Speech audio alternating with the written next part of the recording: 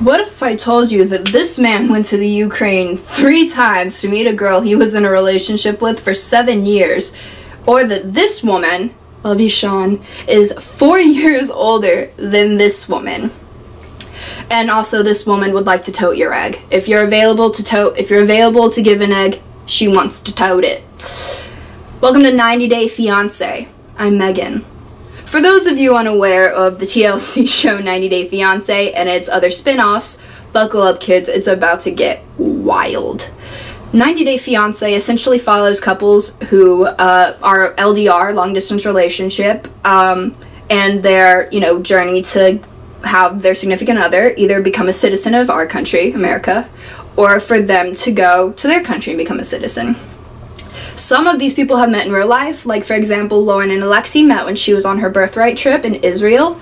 They met in Oswego, and Kalani met in Samoa when she was on vacation. Andre and Elizabeth met in Ireland, even though they did kind of match on Tinder, but then they met IRL, it still kind of counts.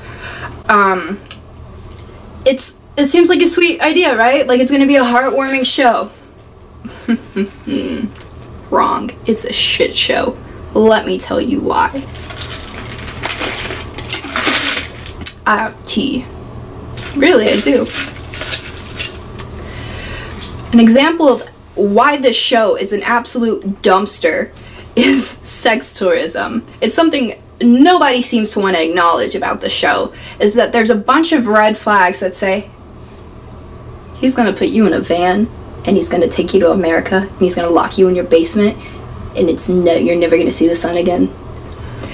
Sex tourism is literally defined as traveling to a different country for sex.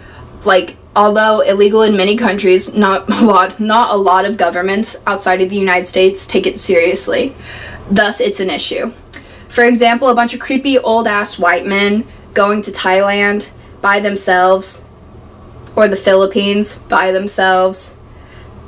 Really, if you ask them where they're going, they're probably going to tell you that they're going on a soul-searching journey. No, they just want to go get the soul sucked out of them.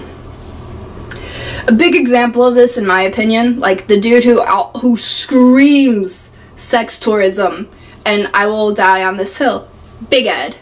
Yes, the man who put mayonnaise in his hair for the shine. I don't care how cool that looks to you, Ed. It's weird. You're weird. You look like a thumb. I get he has a disease. I get he has a condition. I get that sounds ableist, but I hate him and I would punt him like a Charlie Brown football. This man, Ed, obviously fell in love with Rose. And by fell in love, I mean humiliated her, embarrassed her, and made her feel less than what she deserved. Made her feel like she deserved less. Do you get what I'm saying? He essentially humiliated her on national television when he brought her gifts, which was lingerie, mouthwash, toothpaste, toothbrush, dental floss, and then asked her to shave her legs. I'm sorry, what? What? She's from the Philippines. I think that's her last issue, is shaving her legs. Like, he also then lied about him ever wanting to have children again, and how tall he was. He said he was 5'2". He's actually... Oh, and then he outed her on national television because she then, after they broke up, dated a woman. Good for her, right? And then another example of this is David. Not this David. This David was this close to being a sex tourist until he met Annie, a beautiful, wonderful Asian woman from Thailand, and I would die for Annie. She is my favorite, they are my favorite, and that's genuine love. They are an example to me of like, oh hey, you're kind of cool. Except for David's daughter. I know they're okay now, but I'm still not over how she... Getting into it. Pass. This David... This David, who gave up dating American women, according to him, 15 or so years ago, and started dating exclusively Ukrainian women because they're more submissive to their husbands. This man is 60 years old and used to be, I'm pretty sure, a professional bowler or something like that. And nobody thought Lana was real. This is Lana. This is the girl he was in a relationship for 7 years. We all thought it was an episode of Catfish, but Lana finally showed up, or TLC finally hunted down the actual woman in that picture and paid her a lot of money and said, hey, if you go on a date with this guy, we'll give you money. She was probably like, hell yeah, man, let's go. These are like examples of sex tourism, in my opinion, because if you go to a certain place in like search of a woman who will literally, you know, who has a different culture where they are, or they have a tendency to be more like, okay, if that's what my husband wants, then, I mean, sex tourism. It's not that hard. Another thing wrong with this show, and I get that it's reality television, and I get that they need people who are gonna make this entertaining. Like, I'm all aware of that. I watch Jersey Shore. I know what goes down. But just the literal toxic ass people of this show. And I'm gonna go ahead and move to this part because I really want to call her out. Devin Essence. Her name's Devin, but Devin Essence, as the subreddit 90 Day Fiance calls her, an overdramatic girl who's pretty much stuck in a Hot Topic phase and a leave me alone mom phase, who seems to not want to parent nor potty train her 4-year-old daughter who's got about 5 teeth left. 5 good teeth left, let me clarify that. She met Ji-hoon, a man, this man, who I would take a stab wound for, whose anal will be cleaner than mine ever will be, and I've accepted that. If you know the show, you'll get it. Had a kid with him the first night they slept together, and moved to Korea. Once they moved to Korea, Ji-hoon obviously didn't go and like find a good apartment, obviously, because he doesn't have a job. Which, I mean, I get it. You know, you do be struggling.